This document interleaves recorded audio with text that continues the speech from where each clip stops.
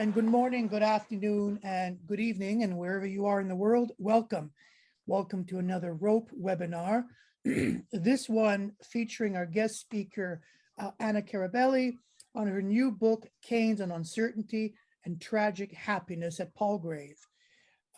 We have two commentators, Sheila Dow and Robert Dimand. Now, Anna Carabelli is full professor of political economy at the University degli Studi del Piemonte Orientale in Italy. She graduated from Bocconi University in Milan and took her PhD at the University of Cambridge. Her research interests are in the field of methodology, epistemology, history of economic thought, philosophy of measurement, with particular reference to Keynes, Hayek, and Schrafe. Other research interests are in the field of happiness and material conditions, and of international monetary relations, such as the morality of debt, international reserves, policy space, Bretton Woods II, and the Washington Consensus. She is the author of several books, including On Keynes's Method at Macmillan in 1988, and articles on Keynes's probability and uncertainty, on the comparison between Keynes and Hayek's views on expectations, and on Keynes' methodological relevance today. Robert Dimand is professor of economics at Brock University in Canada, where he's been teaching since 1987. He obtained his PhD from Yale University, where he studied under James Tobin. In 2012-13, he was president of the History of Economics Society. He's a member of the editorial board of several academic journals. He has published widely, and his research interests are development of macroeconomics, history of game theory, history of women in economics, origins of the efficient markets hypothesis. His latest two edited books are on the economics origins and the efficient market hypothesis. His latest two edited books, The Elgar Companion to John Maynard Keynes, which I hold here, co-edited with Harold Hageman for Edward Elgar in 2019, and the Routledge Handbook of the History of Women's Economic Thought, co-edited with Kirsten Madden for Routledge in 2018. Finally, Sheila Dow is Professor Emeritus of Economics at the University of Stirling, Scotland, and Adjunct Professor of Economics at the University of Victoria in Canada. Her main research focus is on the fields of the methodology of economics, history of economic thought, money and banking, and macroeconomics. While her career has primarily been in academia, she has held positions with the Bank of England and the Government of Manitoba, and as Special Advisor on Monetary Policy to the UK Treasury Select Committee. She has held academic positions such as chair of INEM and co-editor of Economic Thought, and is a member of the Academic Council of INET. Among her recent books, The General Theory in Keynes for the 21st Century, and Money, Method, and Post-Keynesian Economics for the 21st Century. I want to welcome you all. And with this said, I will turn the tables now, or the screen, to Anna, who will share her screen and begin her talk.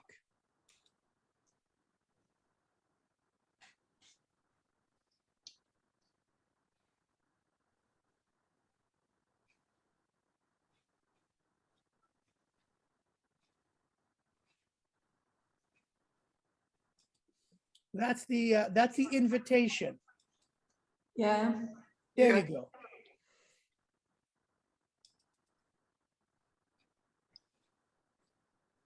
Can you see it? We can see the PowerPoint, and I remind everyone at this point to please mute yourselves. Okay, can you hear me? I will focus on just one main point in my presentation, on Keynes's concept of uncertainty as a tragic rational dilemma.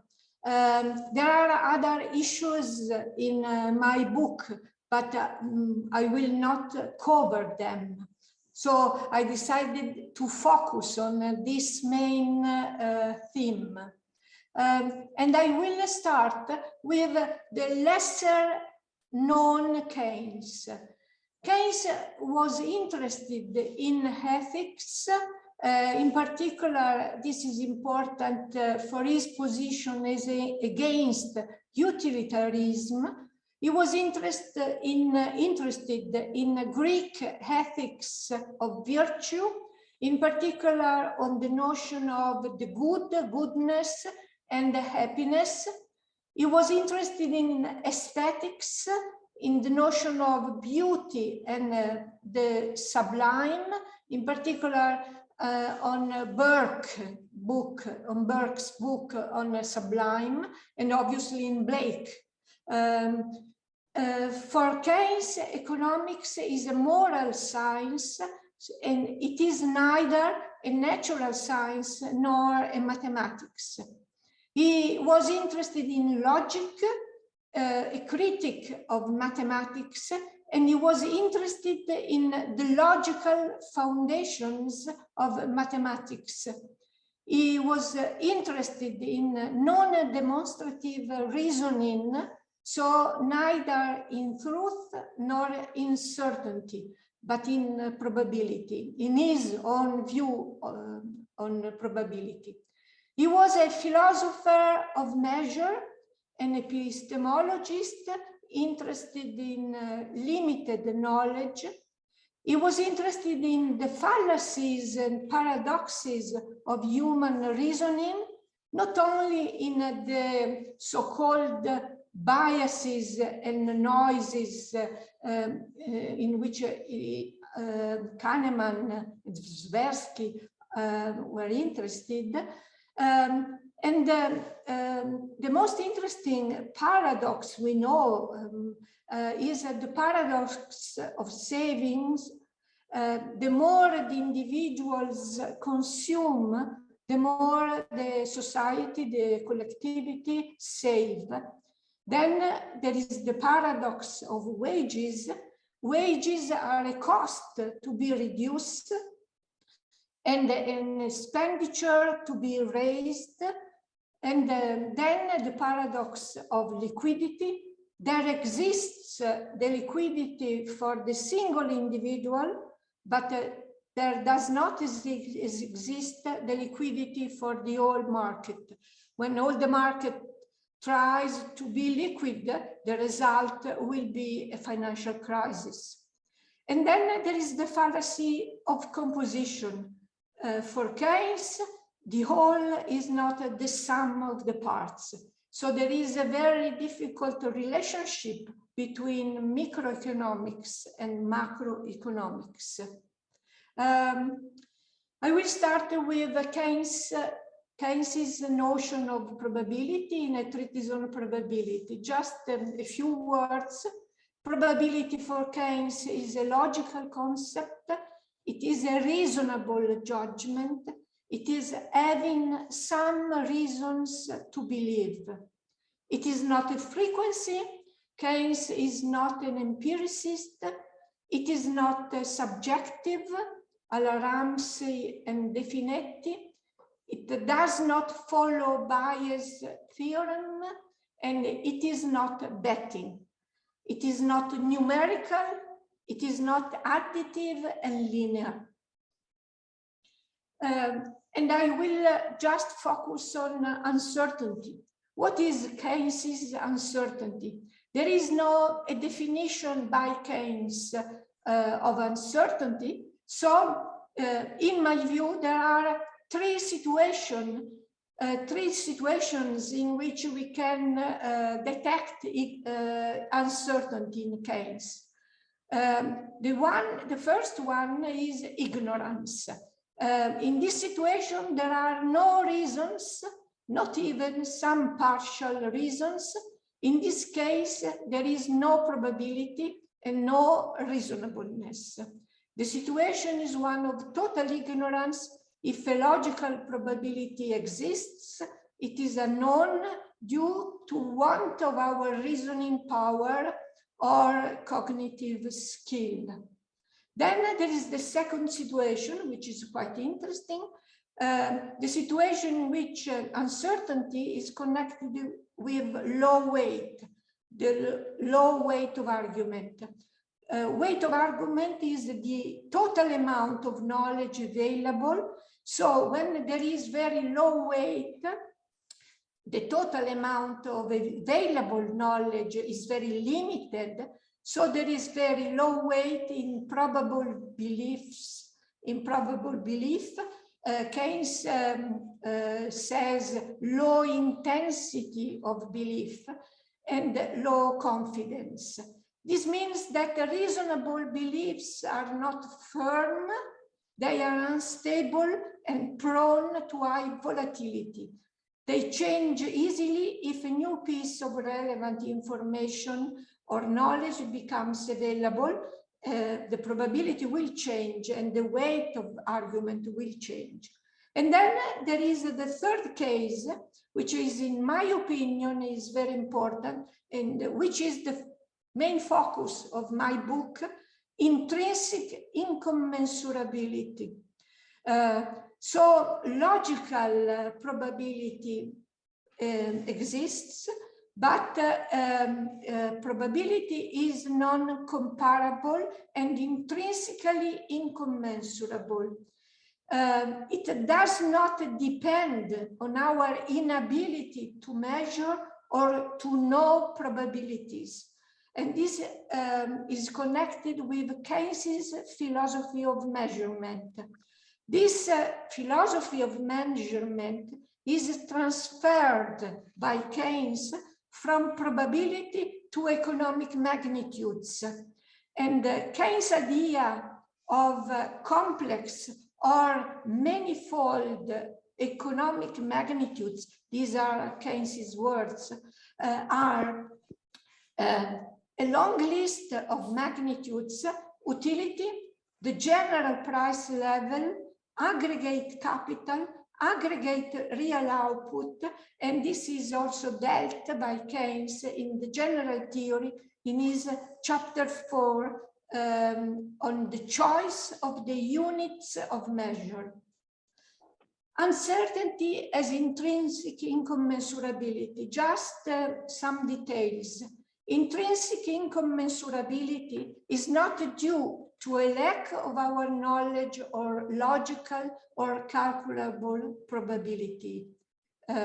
So this is not O'Donnell unknown probabilities, or does not depend on our inability to measure probabilities.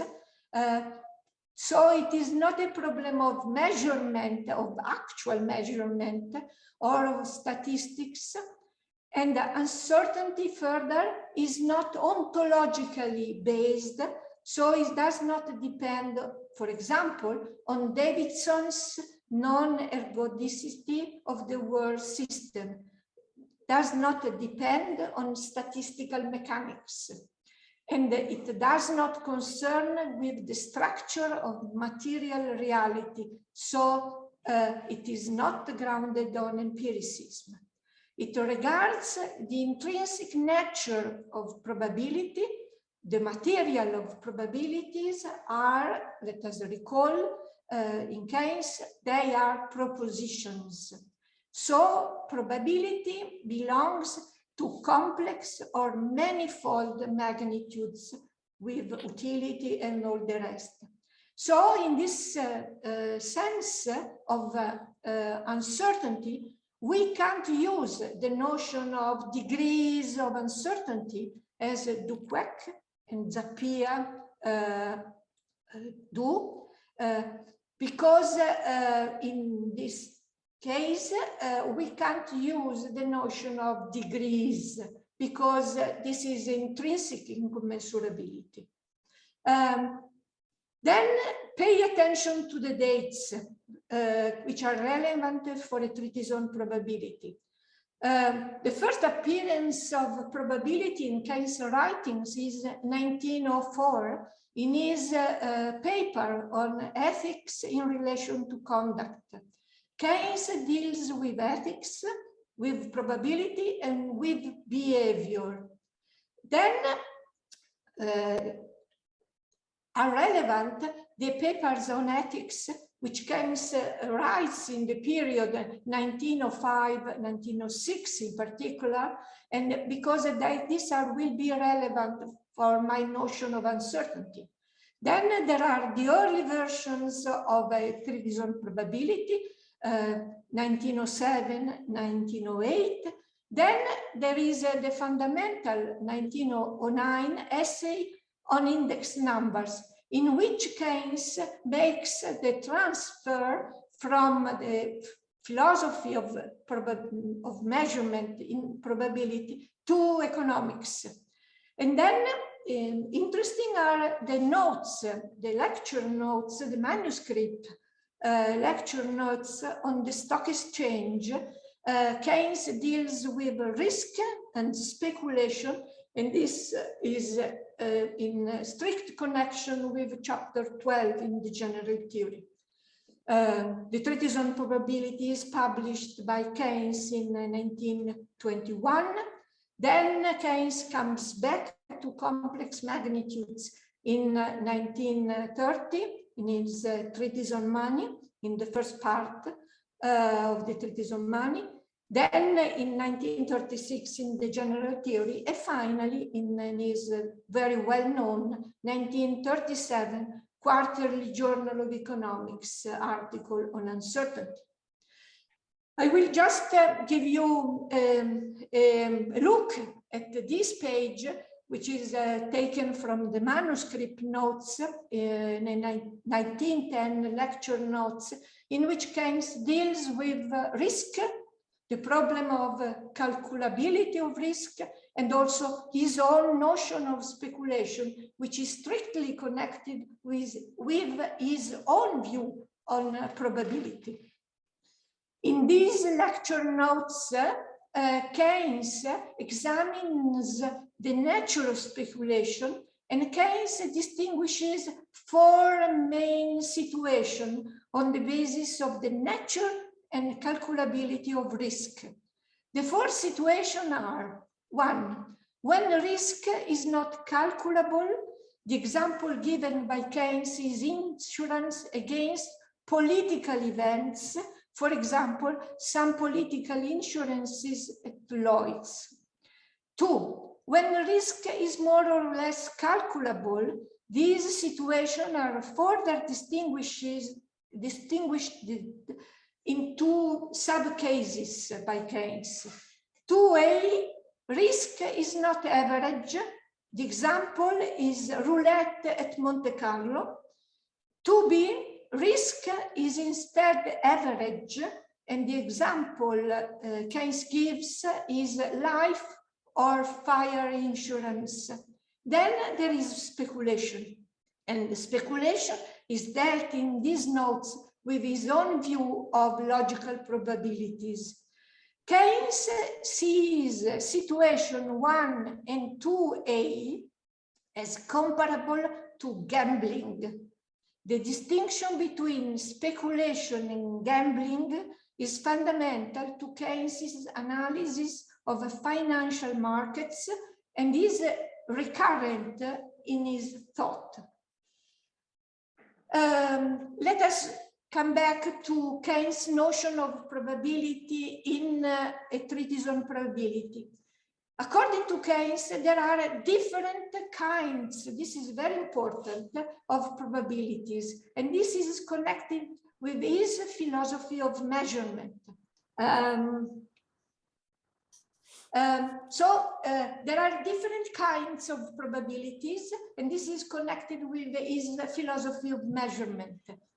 Case 1 is the case in which probability can be measured, can be precisely measured by numbers or imprecisely measured by numerical approximation.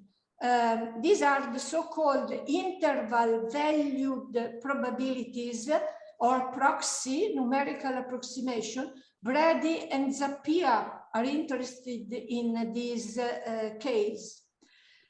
Then there is case 2, which is the most common one and the most relevant in Keynes. Probability can be ordered in terms of more or less So there is a quantitative comparison of probabilities in terms of equal, more or less, so they are unequal. And in his philosophy of measurement, homogeneity in dimension is required. We can speak of degrees of probability in this case. Then there is case 3, which is the most relevant to my interpretation in this book. Probability cannot be ordered or compared, so there is heterogeneity in kinds. So they are intrinsically incommensurable, and these are called by Keynes indeterminate probabilities. This is the case or the situation in which a rational dilemma arise, like the dilemma of the Buridan's ass. So there is a problem of indecision and a problem of uncertainty. In this case, we cannot speak of degrees of uncertainty. Case 3, this case of incommensurability, is the best articulated and also the most relevant to Keynes and to my interpretation of his method, as it implies the intrinsic incommensurability. Keynes calls also them indeterminate of probability, of probabilities. This idea is transferred from probability to economic complex or manifold magnitudes through the essay on index numbers by Keynes in 1909. So this is a fundamental for the transfer.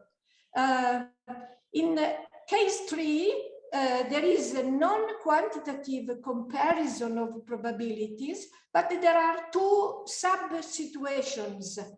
Case 3.1, when probabilities, though not quantitatively comparable, can be arranged in an order of magnitude. And case 3.2, when probabilities cannot be even arranged in an order of magnitudes. I will use the figure at page 42 of a treatise on probability. These are orders of probabilities in Keynes. The orders are heterogeneous, one in respect of the other, and you can compare probabilities only when the two orders cross each other. For example, in this situation, we cannot compare probabilities belonging to different orders. This is Keynes. Probabilities U and V in the diagram are of this type. Quantitative comparison of the probabilities belonging to different orders is possible only if the different orders intersect with each other. So in this situation, you can compare.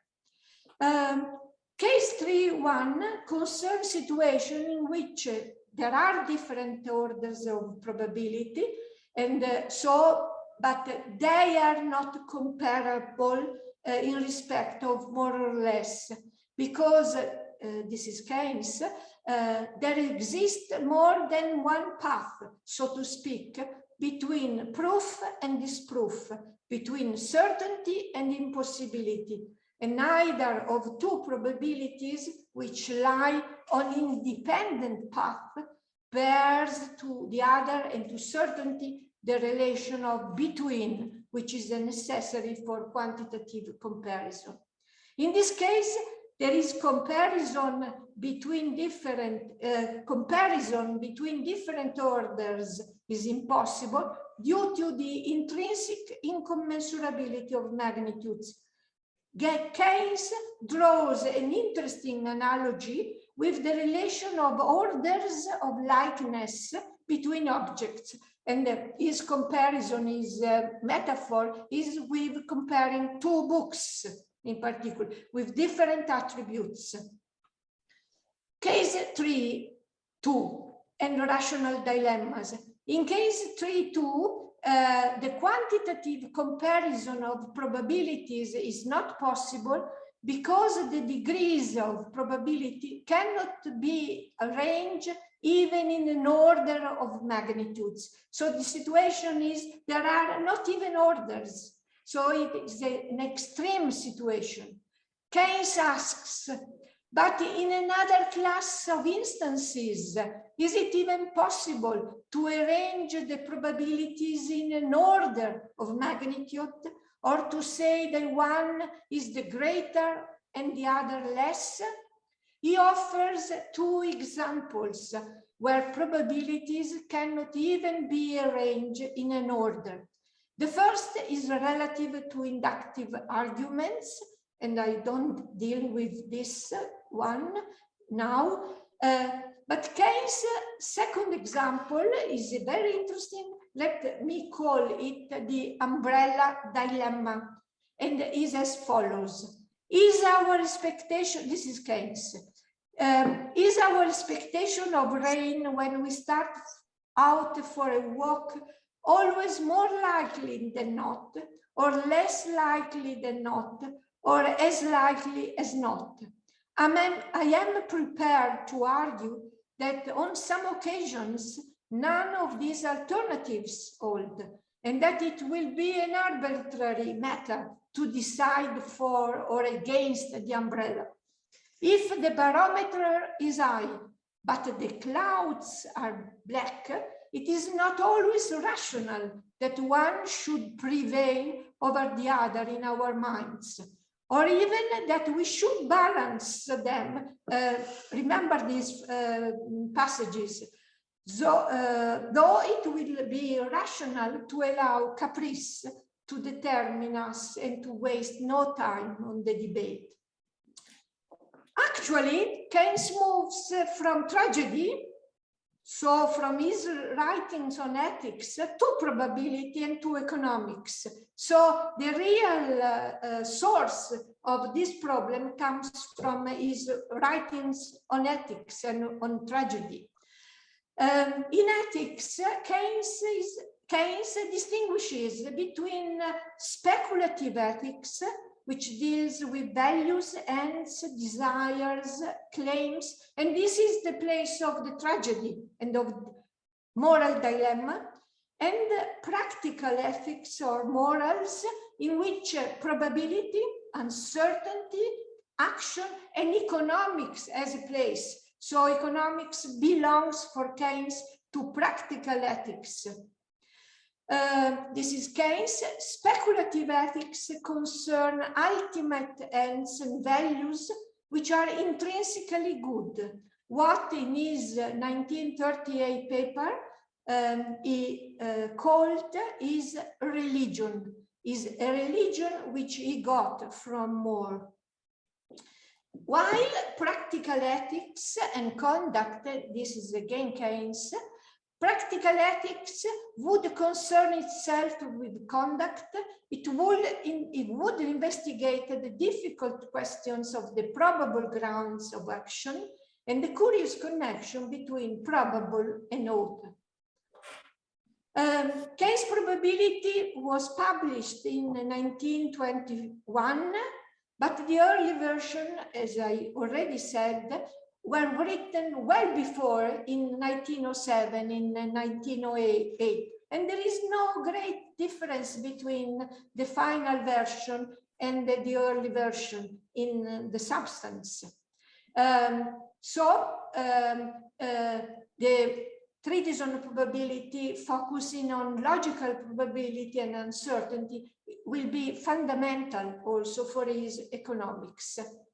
And we come to Keynes' attention to Greek tragedy and to the problem of moral dilemmas. Human life contains difficult choices and dilemmas, for the circumstances of life do not always promote the harmonious realization of all our distinct ends. This notion of distinct ends is fundamental for Keynes. In ethics, Keynes believes in the existence of a plurality of heterogeneous ends and values. This is also true for his view on aesthetics. He sees many different kinds, again, the notion of kind, which is fundamental, many different kinds of beauty as of virtue. On pluralism, Keynes follows Aristotle rather than Plato. Aristotle stresses the plurality and variety of goodness and the fact that good is not reducible to a univocal scale, again, a problem of measurement. On the contrary, the Platonic tradition, as does utilitarism, obviously the object is completely different. For Plato is the good, for the utilitarian is utility, but they accept the idea of a uniqueness of ends and values. So it reduces goodness to one dimension alone. And this problem about the dimension is fundamental because Keynes will contrast this view. Values and desires cannot be ordered, according to Keynes, according to a univocal scale. And no common unit exists. So there is a problem about his philosophy of measure. In this essay, Virtue and Happiness, value and desires are multiple for Keynes and are heterogeneous, so they may clash. Both of them are ultimate, so they cannot be ordered on a univocal scale. Keynes considers the desire for pleasure and the desire for goodness as irreconcilable. Why they are irreconcilable? In Keynes' answer, because the two units of measure are incommensurable. In the attempt, this is Keynes, to reconcile these two incommensurable units. And in egoism, again, claims which I cannot easily reduce to common terms and weigh against one another upon a common balance. It means that there is no common unit of measure, no common balance on which to weigh the two heterogeneous desires. The two units of measure are heterogeneous. Pleasure and goodness are qualitatively and dimensionally different. And this is interesting with the problem of dilemma and moral conflicts. Keynes refers to the conflicts of duties, of moral claims, of values, of interest and desires. And there is a long list. The conflict between rational egoism and rational benevolence. The conflict between being good and doing good. The conflict between public and private life. And this is very important for his economics. The conflict between moral duties, between particular and general good, between the interest of the individual and the interest of the community. There is no invisible end in Keynes. For this reason, there is no providence who will reconcile the two conflicting ends. And in his essay on Burke, there is also a reference to Agamemnon's dilemma, to save his daughter Iphigenia or to save his nation. The conflict of desires, in particular, the conflict between the desire for pleasure and the desire for goodness. Is interesting about Keynes criticized all the method of trying to reconcile this conflict, which was adopted in history both by religion and by philosophy. There are four main methods identified by him. The good is only the pleasurable, and this solution has been adopted by utilitarians. The good is always associated with the pleasure, the pleasurable.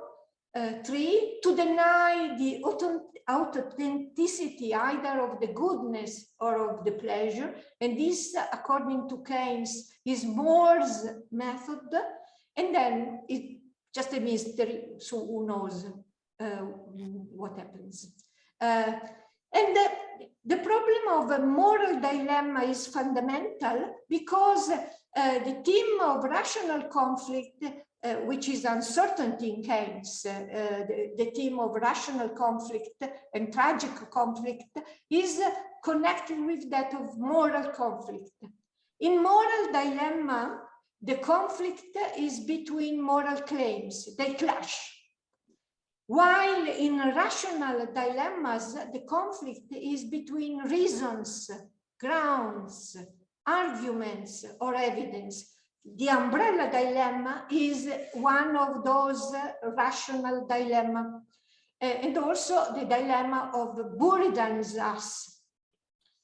The good and virtuous life is often associated with tragedy, disaster, and dilemma in Greek tragedy. In this situation, whatever we do will cause pain to somebody else. It will cause something we will regret.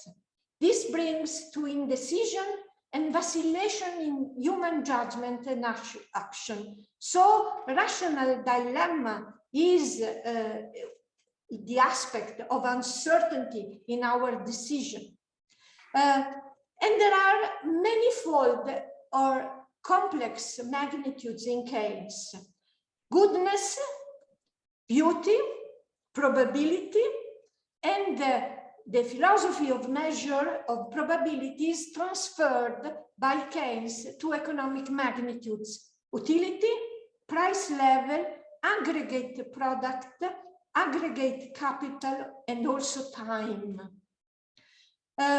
If we jump to the treatise on probability, to the treatise on money, and we see the definition of complex magnitudes, and we remember the problem of the comparison of the probabilities, or the problem of comparison of utility, Keynes writes, and he refers to incommensurable directions. This is the beginning of the treatise on probability. Keynes deals with the problem of the general price level, and the problem that the general price level is not unique.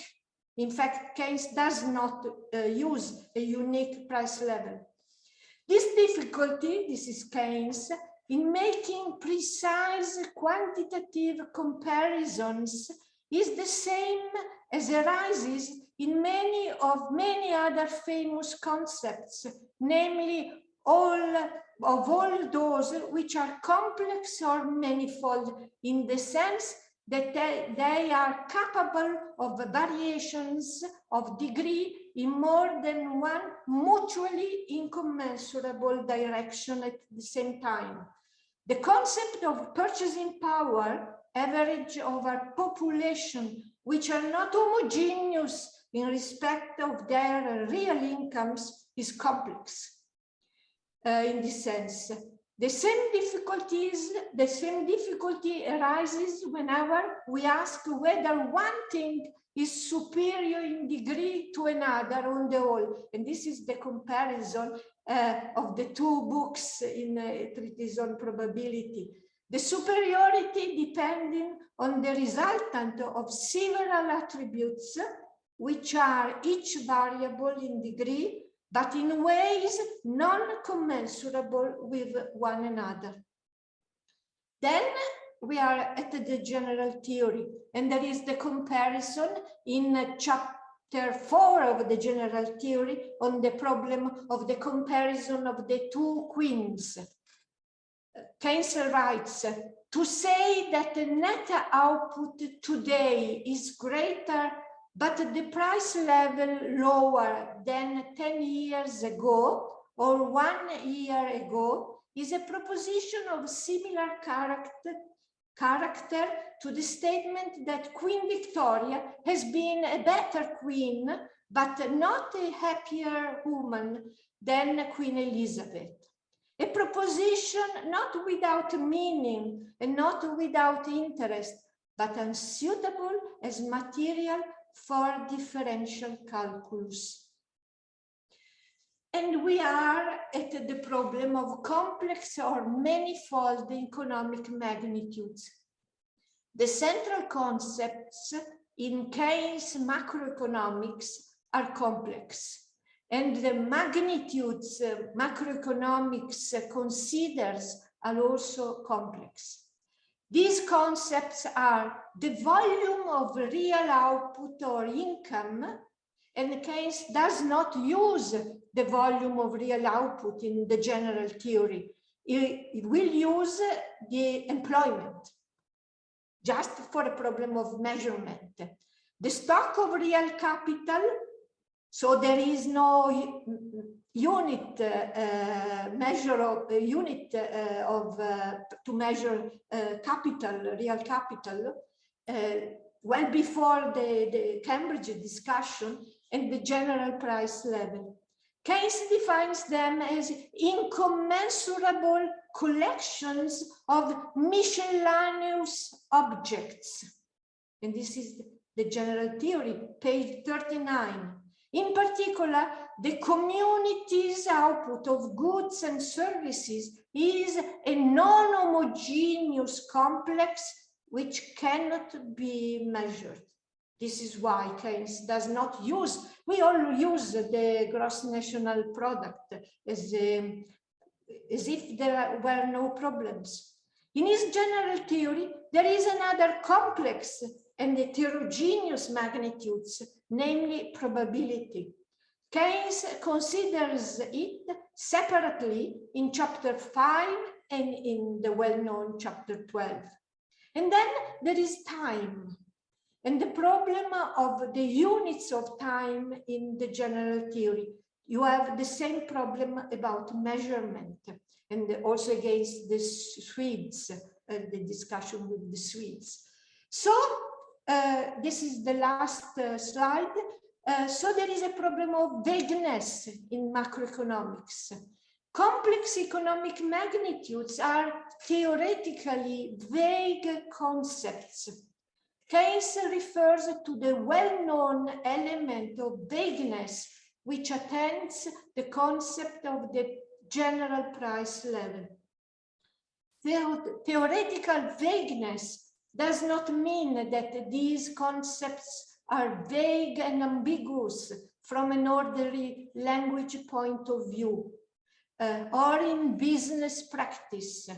In ordinary language, their meaning is easily grasped and they can be used for practical purposes.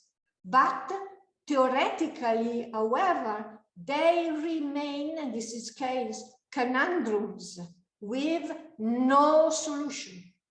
They raise difficulties that are purely theoretical in the sense that they never perplex or indeed enter in any way into business decision and have no relevance to the causal sequence of economic events, which are clear-cut and determinate in spite of their quantitative indeterminacy of these concepts.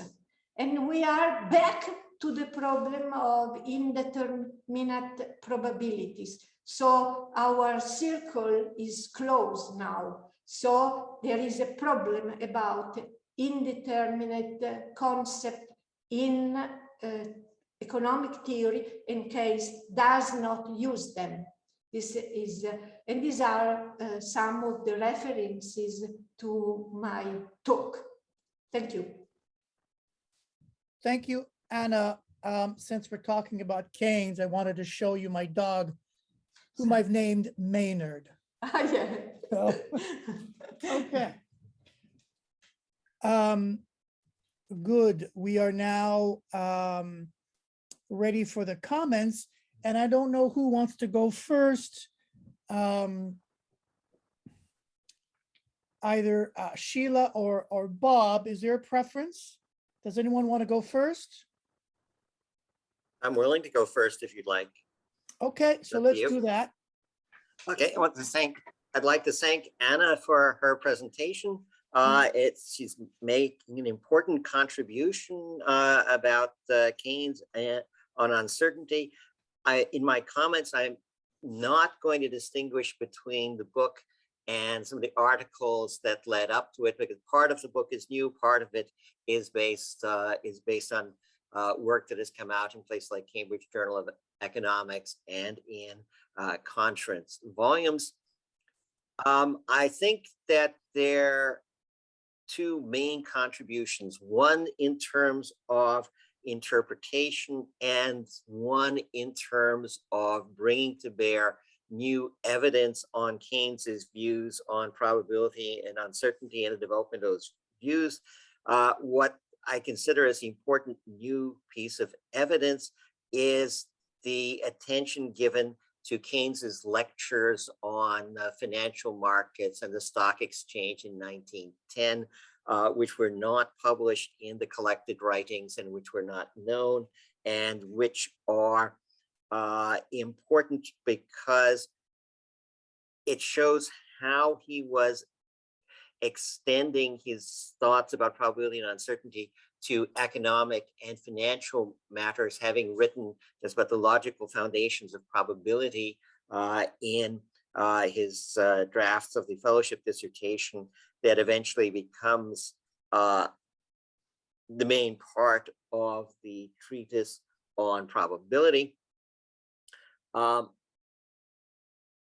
In terms of the interpretation, I think the crucial thing is linking the emphasis on incommensurability of probabilities in Keynes's practical ethics to the role of incommensurability in his speculative ethics. The emphasis in his speculative ethics on the fact that they're heterogeneous ends and values, that there is an unavoidable pluralism. You cannot reduce pleasure and goodness to one scale. You inevitably are going to have conflicts and incommensurability between being good and doing good.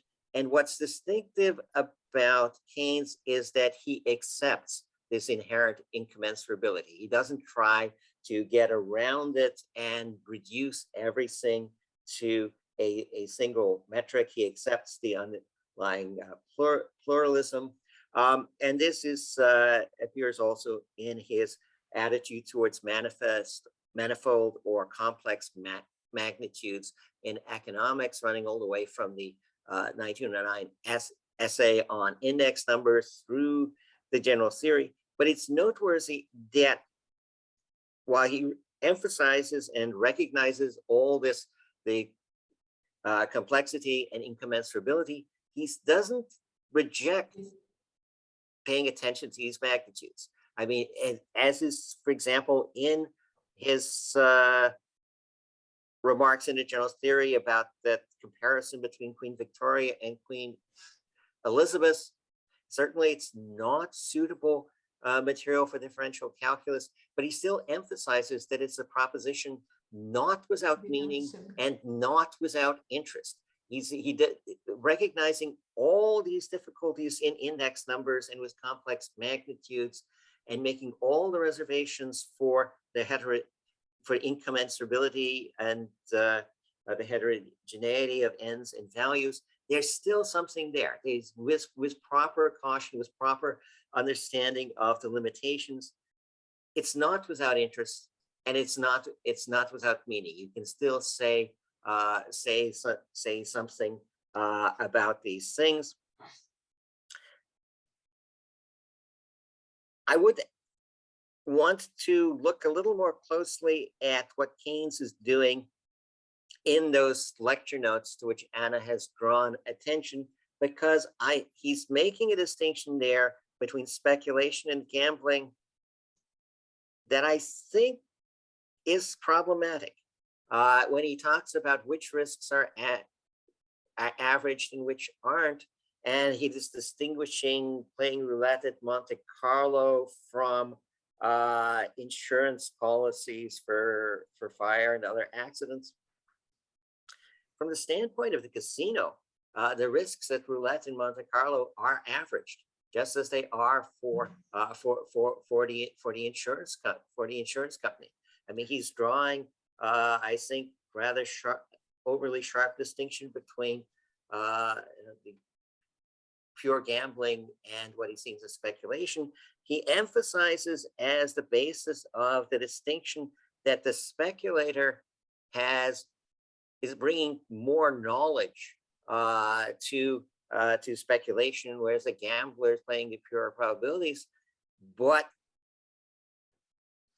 at least since the wealth of nations, it has been well recognized that people tend to overestimate the extent of their knowledge and may easily believe themselves to be more talented and more knowledgeable than average in these things.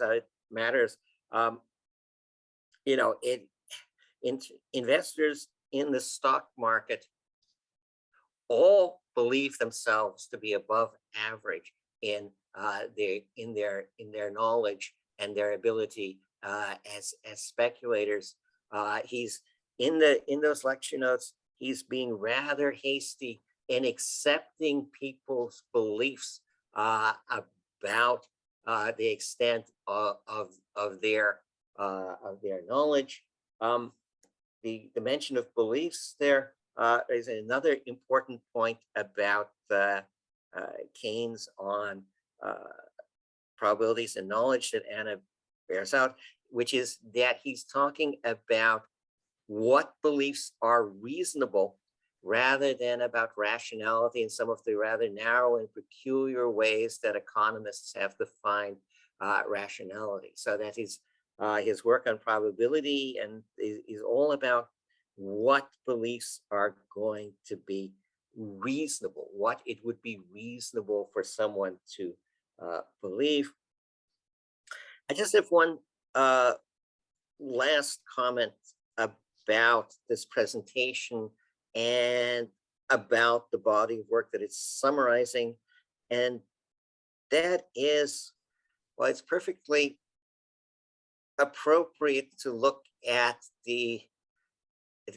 what Keynes believes in these matters and at the development of what he believed in these matters. It is sort of surprising to hear about Keynes and uncertainty and Keynes's views on probability without the names of Frank Knight and Frank Ramsey ever being mentioned, because there are two important books about these matters that were published a century ago in 1921, and it's not the one by Keynes, the Treatise on Probability, that makes the distinction between risk and uncertainty. That's a terminology that comes from Frank Knight's Risk, Uncertainty, and Profit. And at some point, Keynes comes to accept that terminology as relevant to what he's doing. But I would think that even though it's quite proper for the focus to be very much on Keynes, the name of Frank Knight should get mentioned somewhere. And also with regard to continuity and development in Keynes's views on probability, there should be some mention of his reaction to the critique by Frank Ramsey, whatever position one takes on that, and it's being very much contested, and Anna has written about this elsewhere. But it would think it should be at least mentioned, and that Ramsey's critique of Keynes's logical and theory of probability and Keynes's and the question of how Keynes responded to Ramsey would be worth mentioning. But all that said, I would thank Anna for both a stimulating and informative and thoughtful presentation, and also for the body of work that she is presenting, summarizing for us today. Thank you, Bob. Bob, Anna, do you want to respond, please? Yes, I think first I thank you for all your comments and also the attention to my work. I think I will just the lectures note are, I think, as you say, important, and they are also important in my view because they anticipate some of the points which we will find in chapter 12 of the general theory. There is no much difference. For him, in a sense, gamblers are ignorant people, no, mainly. And what he called the short-term speculators, they have knowledge. They could, in a sense, try to face ignorance or uncertainty, but they don't do it in a way, because for them it's much more easy to anticipate the convention, the market convention, because it's much more profitable. So in a sense, they, according to Keynes, they have the skills or the partial knowledge. They could be reasonable in a sense, but they use their reasonableness to anticipate the market conditions in the market convention. So again, I don't think he will attribute to speculators a knowledge they do not have. I think he believes that a short-term speculator can try to face uncertainty and ignorance, while a gambler is truly an ignorant person. So so on this point, I don't think I agree with you. As regards Knight and Ramsey, I deal with Ramsey in my old book, in my 1988 book. So in a sense, in this book, I'm focusing on a different topic. So it won't be worthwhile to deal with a problem which is not relevant in my object. I think there is a very brief reference to the problem about Keynes and Ramsey, and there is no meaning in dealing with Knight in this context. In a sense, all these aspects are are dealt by Keynes well before Ramsey, well before Knight. And that Knight is also dealing with a completely different subject. He's dealing with the problem of justifying profits. So the two people are completely non-comparable. This is my point. I think in a way, Knight was certainly responsible for the distinction, but the two are, for me, completely different. They focus different topic, in a sense. So this is my point. So it's not worthwhile to deal with the problem of, in my book, no, a comparison between Keynes and Knight. We are not dealing with justifying profits, not at all in Keynes, no. Okay, thank you, Anna. Before I go to Sheila, Bob, do you have just a few sentences to reply? Well, yes. Good. First of all, about the 1910 lecture notes, I think there is a problem about assuming that people know whether they are speculators with true knowledge or that whether they're gamblers who don't have the knowledge, because we're assuming that people. It's not a problem about truth. But the thing is, no, is that that having reasons, just having reasons. Well, but you have to allow for the possibility of people having mistaken beliefs about whether they are speculators or gamblers. And I don't think that the fact that Frank Knight was using the risk uncertainty, this distinction to understand the question of pure profit, has anything to do with whether he was in fact exploring the distinction between risk and uncertainty. That he applies it to something different from Keynes. He applies it to something different, but that doesn't take away from the fact that he's also thinking about fundamental uncertainty at the same time as Keynes was. But the definition of uncertainty is different between the two, completely. This is my interpretation of Knight. I'm not an expert of Knight, but from my reading, the notion of uncertainty in the two authors are completely different. Okay, thank you. Let's move on to Sheila, if she's ready to give her comments, please. Thank you, Bob. Well, thank you. Can I start by thanking you for your presentation, Anna, but particularly for putting the book together.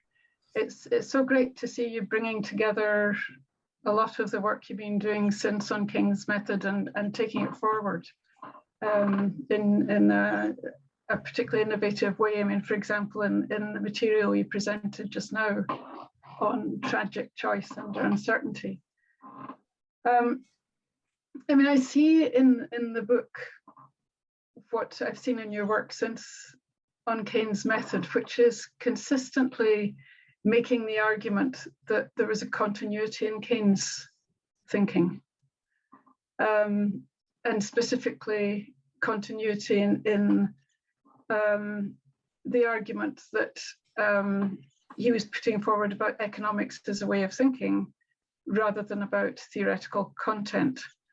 And that's proved controversial. I mean, various people have tried to make the counter argument that there were substantive changes in Keynes's thought.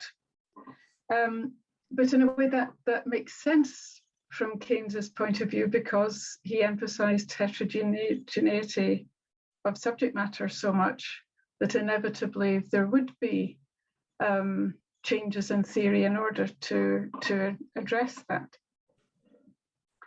I mean, the way it's a reflection of sort of a Newtonian experimental method, that theory is provisional, but adapts as application raises new ideas about interdependence with different factors. And you've in your work, particularly with Mario Soggini, you've brought that together in the idea of a two-stage method, which is particularly interesting just now, given debates within macroeconomics. I mean, the stages involve, first of all, making an abstract argument, separating off a particular range of variables, and then gradually opening up the argument to the possibilities of interdependence with other variables, depending on the context.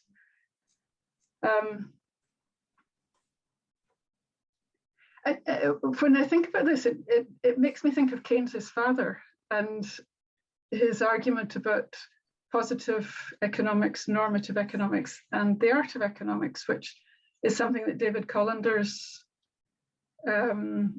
brought back to the surface again in terms of modern economics.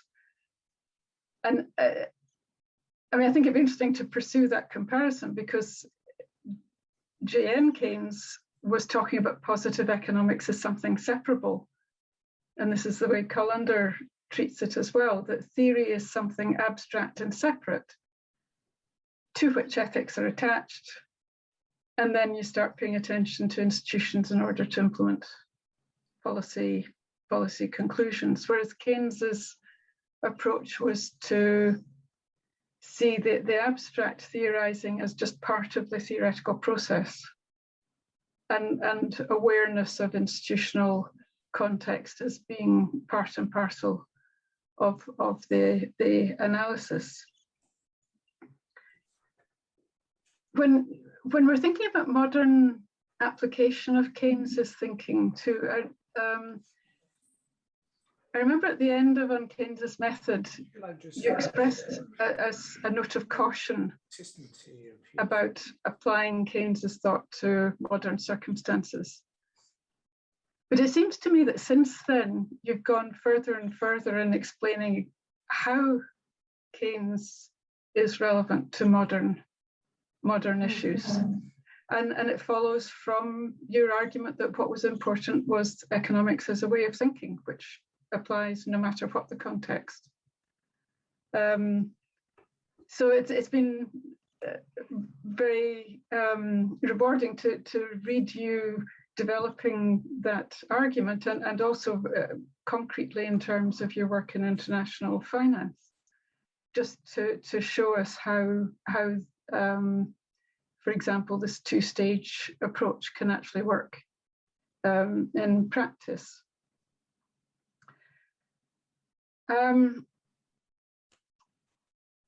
I just want to I won't spend a lot of time because I'm sure a lot of people are wanting to get in with questions. I just wanted to touch on various aspects of the book which I think are particularly controversial. You've never been afraid of being controversial. No, never. Which is great. The first you mentioned in your presentation, which is that for Keynes, probability and uncertainty are not matters of ontology.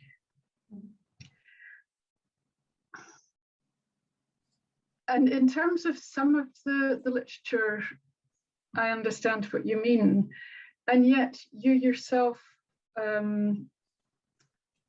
make frequent reference to the organic nature of the subject matter that we're dealing with, which seems to me to be ontological.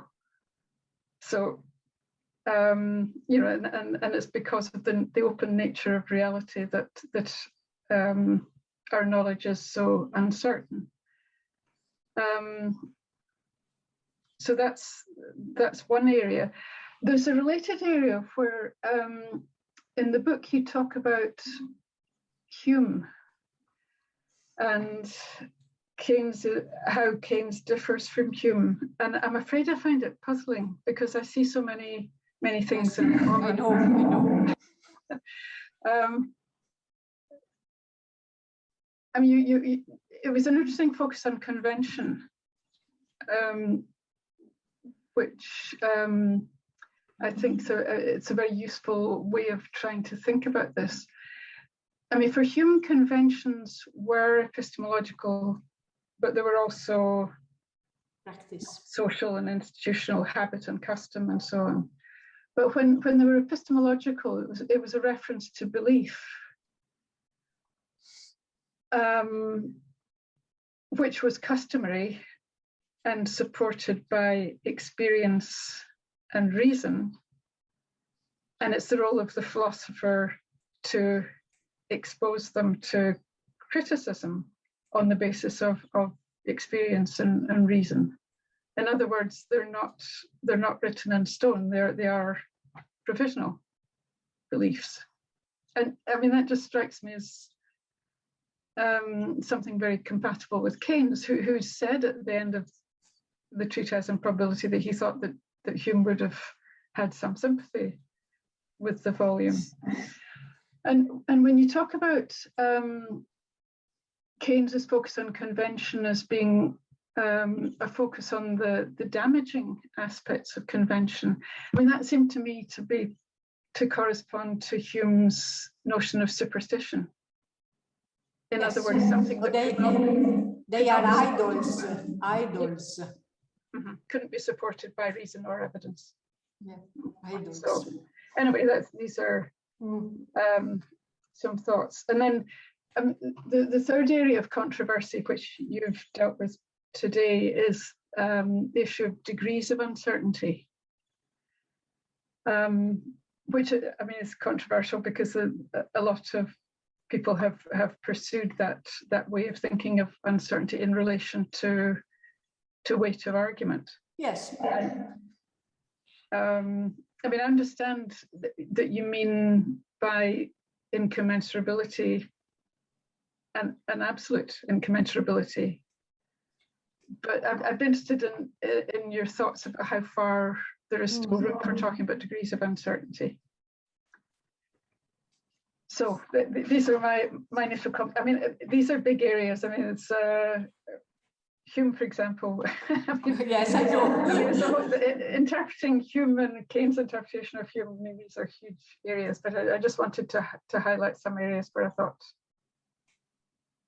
which I thought were controversial. So thank you. Yeah. May I answer? Yes. Yeah. I think the idea of economics as a way of reasoning and theory in which Keynes is dealing with theory and doing theory in the meantime, in the general theory, the structure of the writing of the general theory is in a sense applying Keynes's method. And this is fascinating, the idea of reading the general theory as a kind of open theory. This is and then he leaves to the reader to complete or to go on with the backward causation. So this is kind of endless analysis, like in Freud. There is a kind that never ends, in a sense.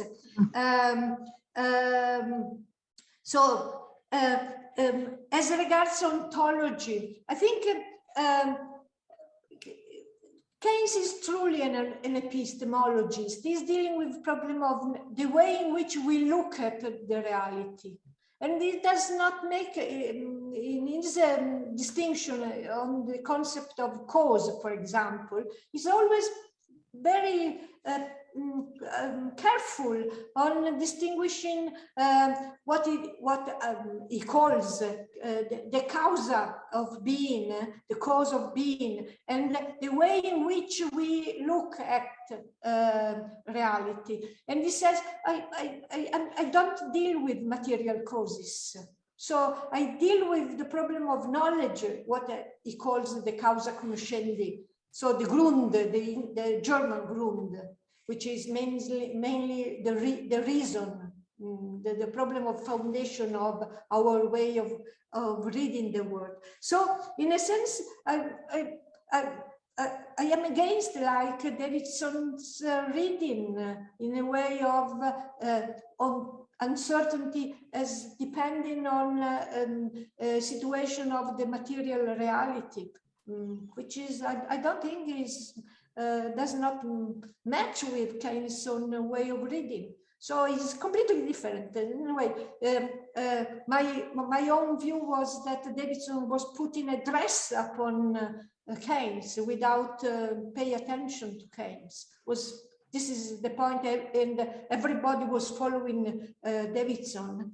And in a sense, the material are again proposition in Keynes. It's not the material world. This is the point. And in fact, there is a distinction in Keynes between theory and economic policy in Keynes. Like I wrote with Mario Cedrini an article in Challenge on the way in which Keynes does theory and does economic policy. And the two are completely different methods. One is mainly on the problem of diagnosis, and the other is the cure, pay attention to different aspects. So there are differences in a sense. Hume, again, my own, in a way, I tend to follow Keynes' own reading of Hume. I had a friend, I had a brother actually who was a scholar of Hume, and in all the times in which he was still living, we discuss about the problem of Hume, certainly Hume is a scholar, an author which has many different interpretations. So in a sense, but I was following Keynes' own interpretation of Hume, and for him, Hume was a skepticist in general. So, and the treatise on probability was trying to give an answer to the question, to the questions Hume raised. So, this is the sense in which Hume could have read in a way with his Keynes' contribution with a favorable view, particularly on the problem of induction, which is the main problem again.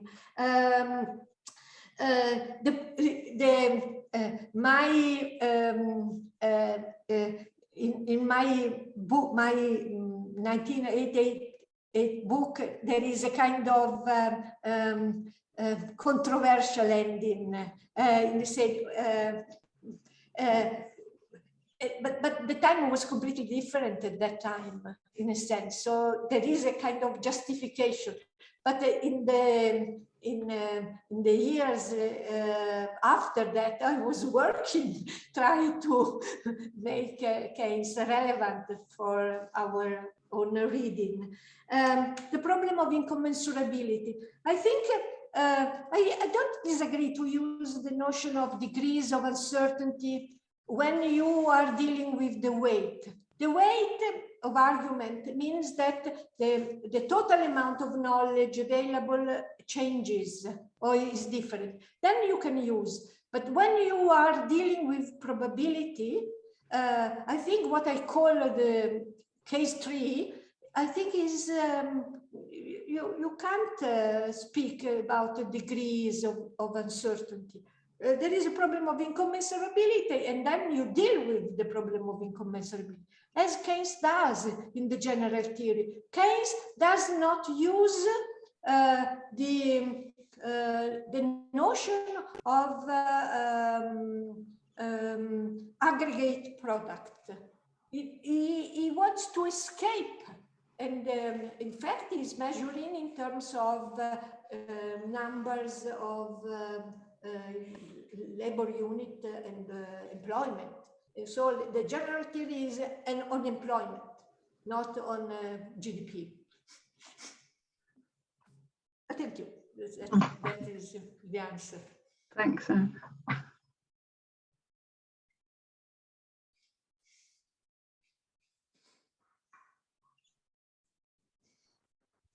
We've only been doing Zoom for 2 years, and I still forget to unmute myself. Sheila, do you want to respond? No, thanks. Thanks, Anna.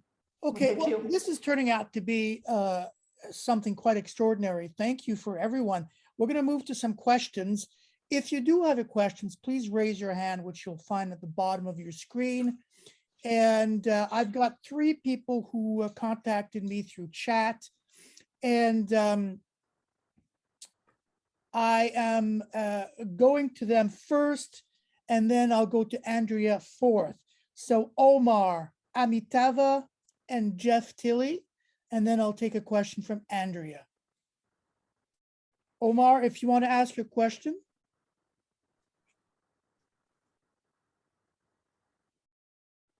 In which case, I'm just going to ask it. I think this was replied to before. Can you relate Keynes' notion of probability to Shackle's expectation of surprise? And his second one is, do you want to ask your, oh, sorry, no, that was it. That was the one question. No, I'm wrong, the second one. Keynes' degree of belief as distinct from degree of uncertainty. Is there a difference there? Thank you very much. I think again in Shackle you have the problem of uncertainty, which is mainly a problem of surprise or potential surprise. Again, something new, but this notion is completely different from Keynes again. So this is, I think we have to pay attention to the differences between the authors. I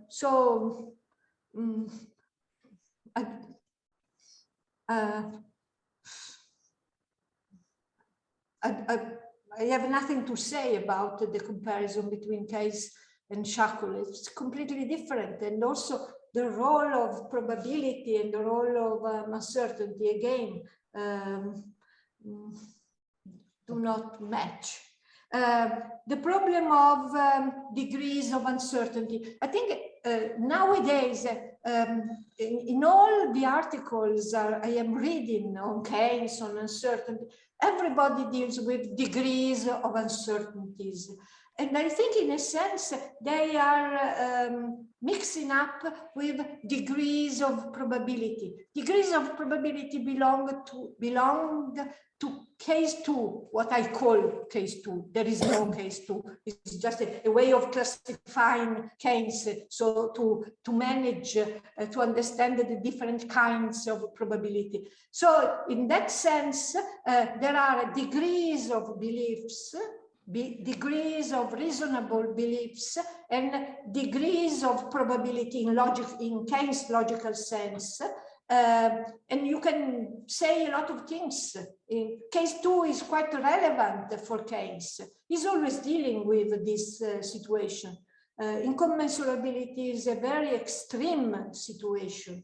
But to deal with degrees of uncertainty, referring to probability, just to probability, not to the weight of argument, I think is wrong. This is my point, very, very clear.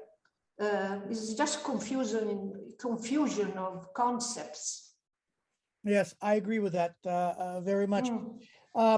Second, I will call on Abitava to ask questions if you want to. Yes, I could do that.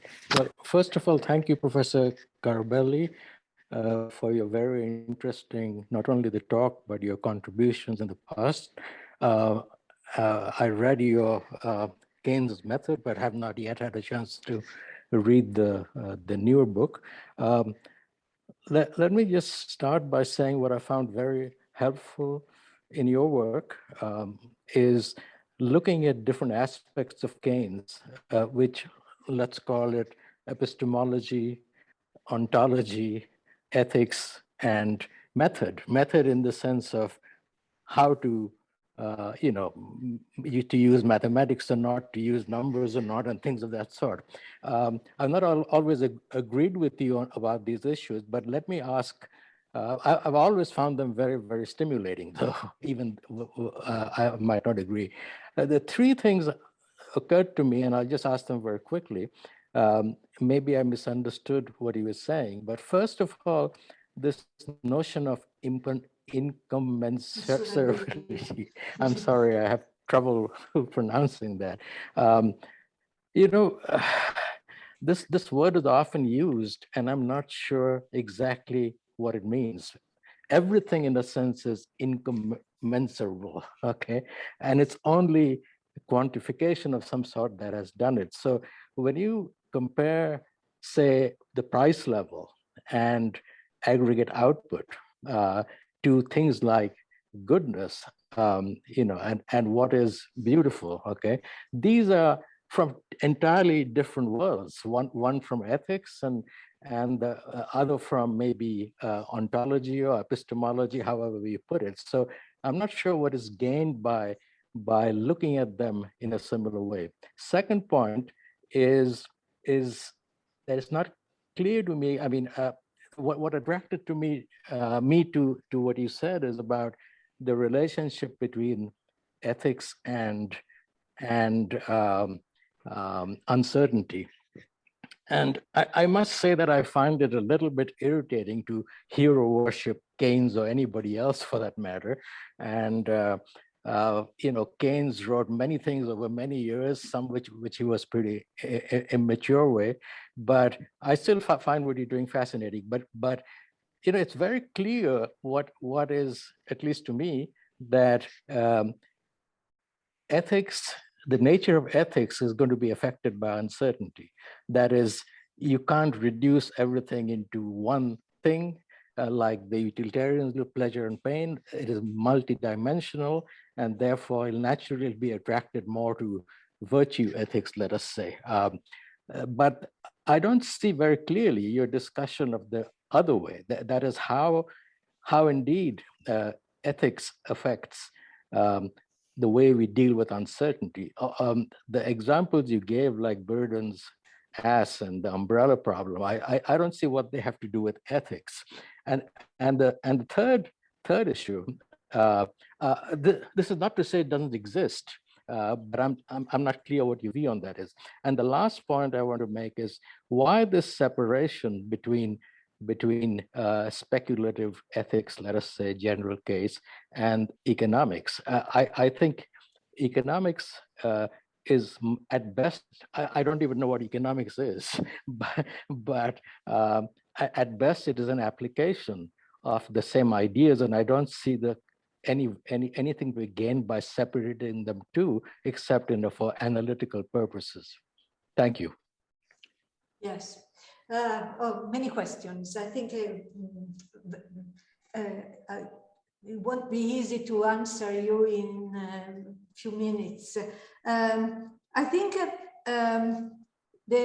what I was trying in my book in particular, but also in the presentation, was trying to show that the problems which are raised in ethics according to Keynes, so we are following Keynes in this, not in general.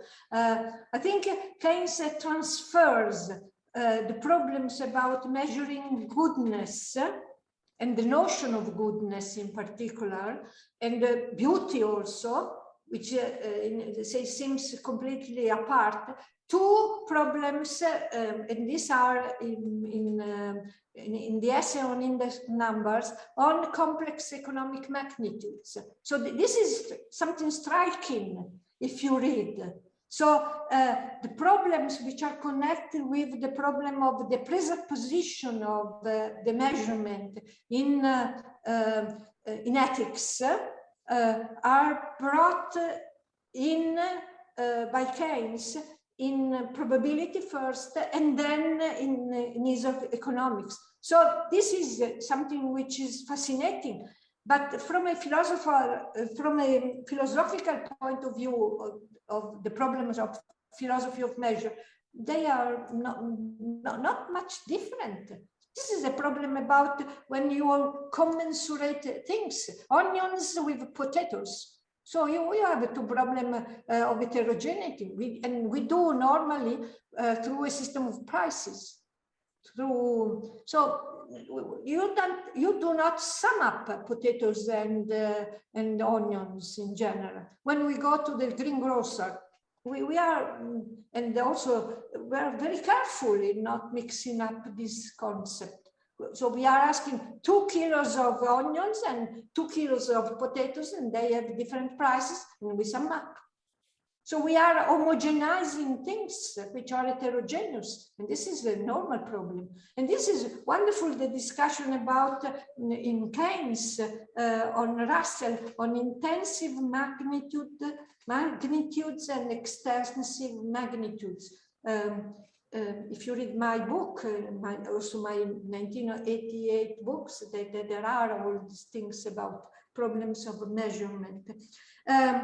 Ethics and uncertainty. I think it is an interesting point is if you deal with in Greek tragedy, which is an ethical problem, with moral dilemmas, you are facing the same problem about problems of heterogeneity of claims, of moral claims. In rational dilemmas, like in the Buridanas, you are facing with two reasons in decision theory. But the problem is very similar. Is a dilemma, is a moral dilemma and a rational dilemma. But why don't you can't move from one to another? Normally we do. I don't know why you keep all these things separate. And the other is the problem in Keynes about the role of economics. For Keynes, economics is just a means. It is not an end. So economics is like a technique. Like he says, economists are like dentists.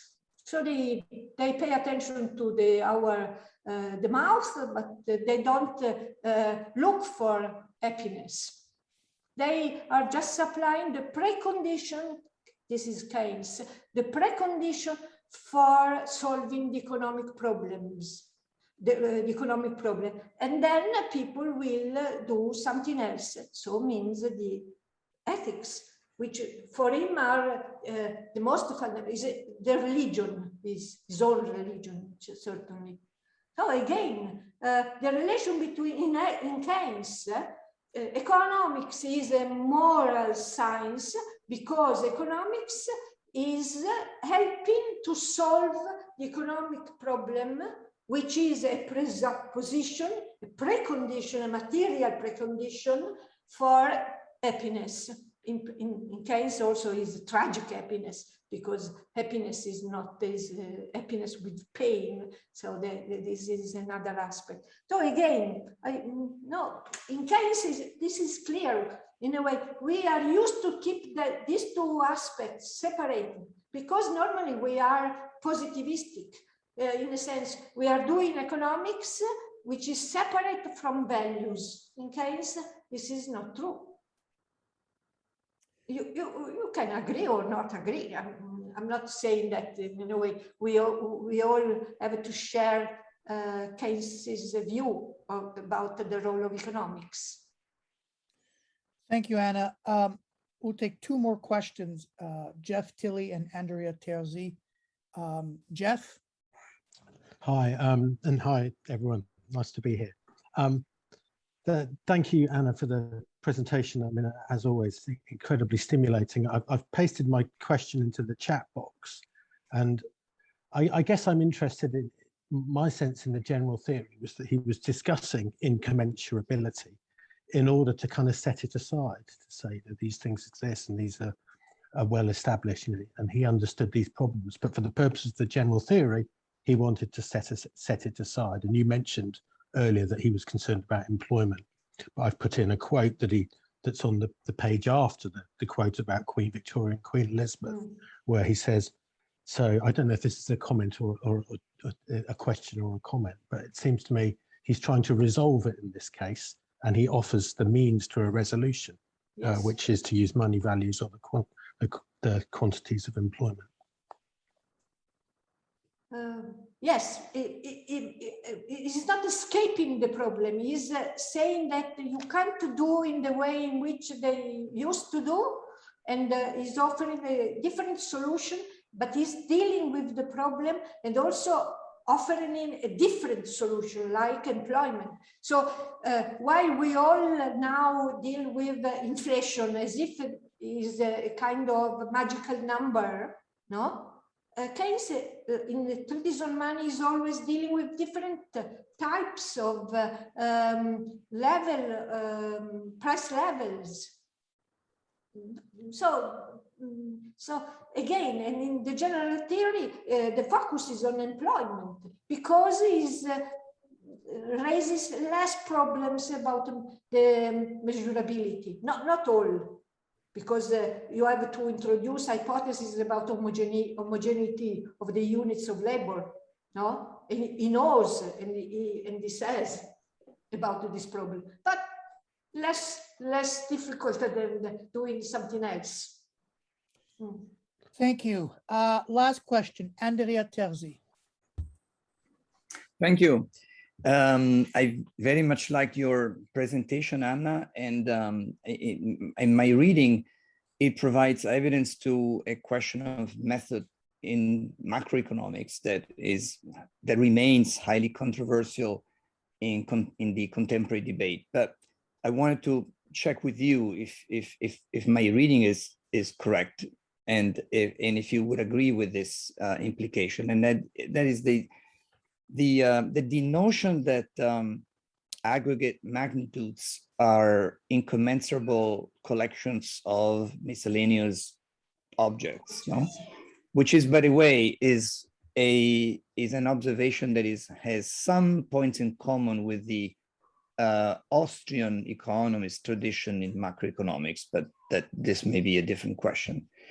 Well, from this notion, one can draw the conclusion that the method to approach macroeconomics must be to follow a monetary approach where the units of the currency are nominally reliable, and analysis should develop with monetary flows, financial stocks, accounting entries,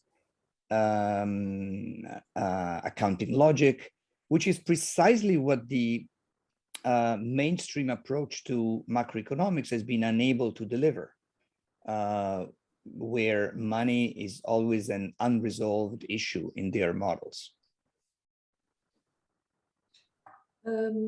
Yes, I think there are striking similarities between some of Hayek approach to the problem of complexity and Keynes notion of complexity. So the two are dealing with this problem about aggregation, if you want, or dealing with this aspect of systemic aspect of magnitudes. The problem is similar, but the solution is completely different between the two authors. But this is not the place in which to tackle this. I think Keynes' solution to the problem of measurement is to adopt money wages, in fact. So he introduced a kind of homogenizer, which is money. Money is a kind of homogenizer. And this is why also I wrote an article on the difference between Sraffa and Keynes on this problem about the problems of units of measure. And I think while Sraffa moves toward a physical unit, natural sciences or something, Keynes will go in the opposite direction using money in a sense. Money is a language in a sense, it is a kind of language. So this is and then this is the way in which Keynes deal with the problem of measurement in the general theory through money wages. Thank you very much. Thank you. Unless someone has a very burning question to ask, perhaps we can bring this to a close. Okay. Well, thank you very much. This ended up being so interesting and so fascinating. My thanks to Anna for a wonderful presentation, to Sheila and Bob for incredible comments, and to those who've asked poignant questions, Omar, Amitava, Jeff, and Andrea. Everyone's contributed to making this really quite a fascinating discussion. I will be editing the video a little bit, and it'll be up on YouTube by tomorrow, maybe later this evening, and I'll make sure to email the link to everybody. Yeah. Thank you again, everybody. Thank you again. I thank everybody, and also Sheila and Bob, particularly you. Thanks a lot. Thank you, everyone. Thank you.